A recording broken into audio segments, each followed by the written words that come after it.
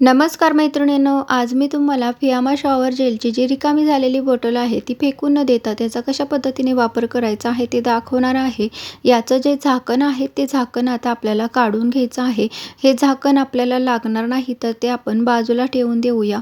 आता या बॉटलचा जो स्टिकर आहे तो स्टिकर सुद्धा आपल्याला काढून घ्यायचा आहे। अशा पद्धतीने हा स्टिकर अगदी पटकन निघला जातो। तो मी इथे आता काढून घेत आहे।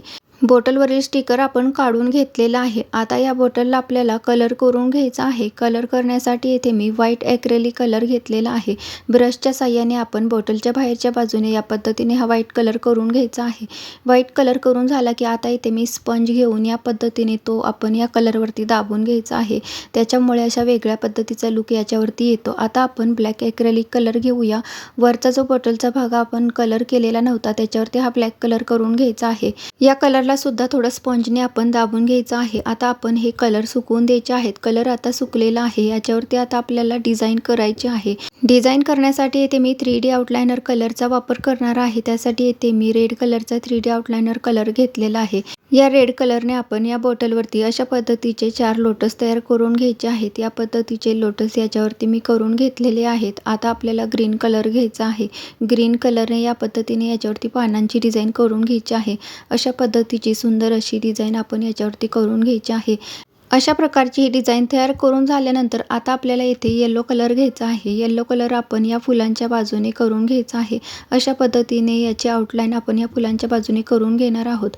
फुलांना आउटलाईन करून झाल्यानंतर त्याच्यामध्ये सुद्धा आपल्याला थोडा थोडा येलो कलर करून घ्यायचा आहे आणि नंतर पानांच्या मध्ये सुद्धा अशा पद्धतीने थोडा थोडा कलर करून घ्यायचा आहे।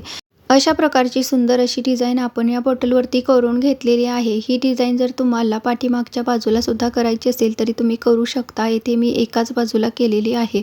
अशा प्रकारे डेकोरेट केलेली ही बॉटल आपण आता कशा पद्धतीने उपयोगात आणायची आहे ते सुद्धा बघायचं आहे। इथे आता मी पाणी घेतलेलं आहे। हे पाणी आपण बॉटलमध्ये ओतून घेऊया।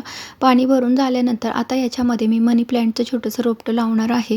तुमच्याकडे जर दुसरे कुठलं झाड असेल तर ते सुद्धा तुम्ही याच्यामध्ये लावू शकता।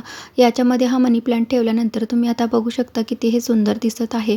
अशा प्रकारचा सुंदर असा हा प्लांटर आपण या बॉटलपासून बनवलेला आहे। तुमच्याकडे सुद्धा अशा बॉटल्स असतील तर त्या फेकू न देता त्याचा असा वापर नक्की करून बघा आणि असेच टाकाऊपासून टिकाऊ वस्तूंचे व्हिडिओज बघण्यासाठी चॅनेलला सबस्क्राईब करून घ्या। थँक्यू।